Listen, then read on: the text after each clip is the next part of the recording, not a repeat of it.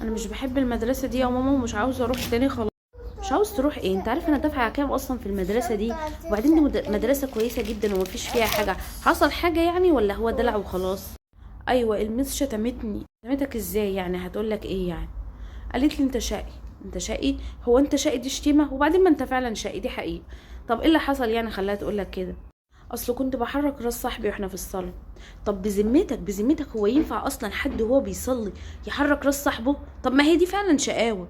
وبعدين بعد كده تركز في صلاتك، ده كده غلط.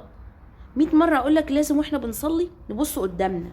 ردود فعل زي دي هتخلي ابنك يبقى حاطط في دماغه ان كده كده ماما دايما هتنتقدني وتلومني، مش هستفاد حاجه لما احكي لها، وكمان هطلع برضو وحش.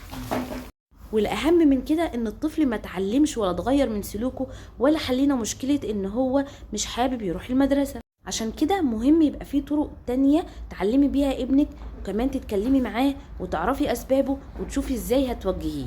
لو عاوزة حل للمشكلة دي وتعرفي ازاي تتعاملي في موقف زي ده، سيبي كومنت وهنبعتلك على طول.